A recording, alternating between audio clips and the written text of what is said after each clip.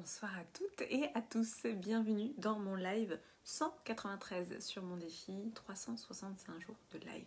J'espère que vous allez bien. Je vous fais un live un peu plus tôt que d'habitude en ce vendredi soir. J'espère que vous avez passé une bonne semaine. Si vous êtes là et quand vous êtes là, vous pouvez me faire un petit coucou dans les commentaires parce que je ne sais pas forcément toujours qui est connecté. Comme ça, je sais que vous êtes là avec moi. Si vous êtes là en replay, vous pouvez me mettre le hashtag replay. Si c'est la première fois que vous regardez un de mes lives, vous pouvez me mettre le hashtag The Positive Place. Alors ce soir, j'avais envie d'aborder un sujet avec vous qui est pour moi très important. C'est de comprendre et implémenter cette information que l'empathie, ça fait partie de nos qualités humaines, que certes on peut développer, c'est-à-dire que y a aussi des contextes, des situations qui font que on va étoffer notre empathie, mais j'avais aussi envie de vous donner une information. C'est que dans la population, il y a 30% d'empathiques. Dans la population humaine, nous les êtres humains, eh bien, il y a 30% de personnes qui sont empathiques. Ce chiffre m'a étonnée, dans le bon sens du terme, puisque 30% c'est beaucoup. Et finalement, je me suis dit, mais waouh, 30% d'empathique, c'est juste génial. Ça montre que l'humanité, entre guillemets, voilà, est vraiment, on va dire, empathique, parce que 30% finalement, c'est un chiffre assez important et c'est pas forcément ce que l'on peut constater dans la vie de tous les jours. Pourquoi je vous dis ça ? Parce que l'empathie, il y a plusieurs choses. Il y a déjà, nous sommes des êtres de lien. Nous sommes faits pour collaborer et coopérer, et ça on le retrouve dans différents ouvrages, dont Sapiens, une brève histoire de l'humanité, que vous avez peut-être lu, d'Harari, qui a vraiment démontré ça. Les neurosciences démontrent ça, c'est-à-dire que nous sommes vraiment faits pour être en lien, on n'est pas fait pour vivre seul. Et donc le lien d'empathie, être en empathie, c'est vraiment justement le meilleur moyen d'être en lien sincère avec les gens, pour se relier les uns aux autres, pour comprendre ce que l'autre vit, et aussi pour tout simplement vraiment incarner en fait ce que ça veut dire d'être en lien. Parce qu'on ne peut pas être en lien si on n'est pas empathique, on ne peut pas rentrer en proximité, voilà, avec quelqu'un en profondeur dans le lien sans empathie, c'est-à-dire c'est une vraie compréhension de l'autre, c'est aussi une acceptation de l'altérité, l'autre, le différent de soi. Et c'est vrai que dans nos sociétés qui sont quand même assez individualistes, on a tendance à l'oublier. On est quand même beaucoup biberonné à ce côté individualiste que finalement... si en plus avec ce danger derrière de pas, on va dire de pas s'en sortir si on n'est pas individualiste, parce que voilà, il faut être individualiste pour pouvoir trouver un travail, il faut être individualiste pour pouvoir tout simplement survivre, et ça fait écho à des conversations que j'ai eues sur un autre réseau social, LinkedIn, où finalement je ressens que souvent les gens confondent l'individualisme, le nombrilisme et le processus d'individuation. Donc pour moi, c'est trois choses différentes.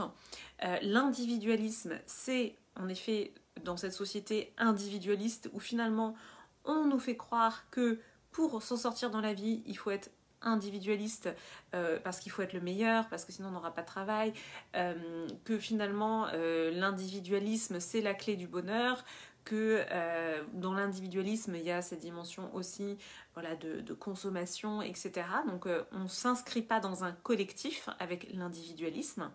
Le nombrilisme, c'est en effet justement pour moi d'être centré sur ses problèmes et sur ses blessures. Le nombrilisme et le narcissisme, c'est pour moi justement quand on ne fait pas de développement personnel. Parce que le développement personnel va me permettre de traduire le dernier mot que je vous ai donné. Le développement personnel, c'est un processus d'individuation qui nous permet à nous, individus, de savoir qui nous sommes en tant qu'individus et de soulager justement nos blessures, de soulager cette question de qui nous sommes, quelle place nous avons à prendre. Une fois que nous avons fait ce processus d'individuation, c'est là justement que nous pouvons encore mieux servir le collectif. Donc voilà pourquoi pour moi, c'est trois choses complètement différentes, l'individualisme, le nombrilisme et l'individuation. Voilà, que je viens de vous définir, pour moi c'était important de le poser. Et donc je vais vous donner un autre scoop par rapport à ce chiffre de 30% d'empathiques dans la population, dans l'humanité, dans les êtres humains, il y a 30% d'empathiques. Le scoop, c'est quoi? C'est que dans ces 30% d'empathiques, il y a 75% de femmes.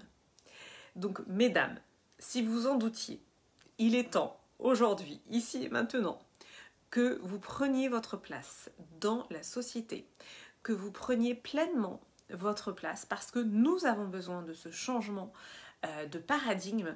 Nous avons besoin aujourd'hui que les femmes prennent pleinement leur place pour exprimer leur empathie. Voilà, j'avais un déjeuner ce midi et on a discuté de ça justement, et donc c'est vraiment issu de nos échanges que je fais ce live. On a besoin de voir plus d'empathie dans ce monde. Et pourquoi finalement on voit si peu d'empathie dans ce monde alors que 30% de la population est empathique? Eh bien parce que les femmes n'occupent pas des positions, que ce soit dans l'entreprise, dans la société, dans la politique, dans l'économie, n'occupent pas des positions qui permettent de faire ce basculement, ce changement de paradigme. Donc c'est vraiment important pour moi de le poser ce soir. Et moi, ce qui me guide en tout cas chaque jour, c'est, bah oui, moi j'ai à cœur, j'ai envie de voir une société plus empathique, plus humaine. J'ai envie de voir vraiment ça de mes yeux. Donc, plutôt que d'attendre, eh bien, je vais l'incarner. J'incarne chaque jour le changement que je veux voir dans le monde. Et donc, bah, j'ai envie de voir ça. J'ai envie de voir plus d'empathie. J'ai envie de voir plus d'humanité.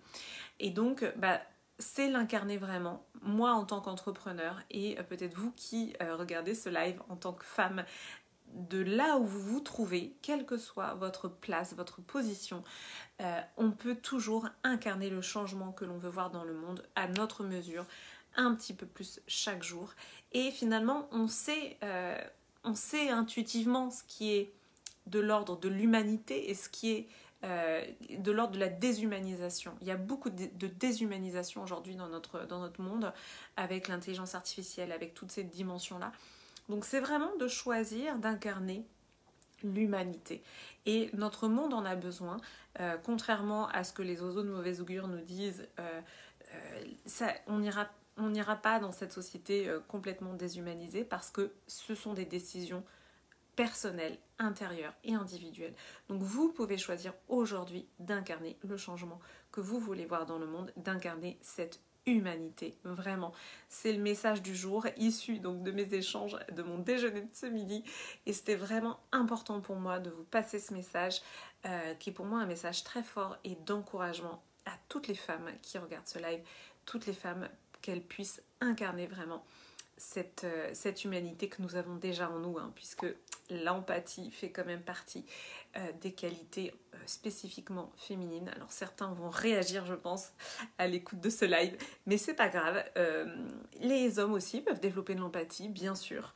Donc voilà, mais en tout cas, ce live s'adressait aux femmes et c'est un live d'encouragement et d'empuissancement.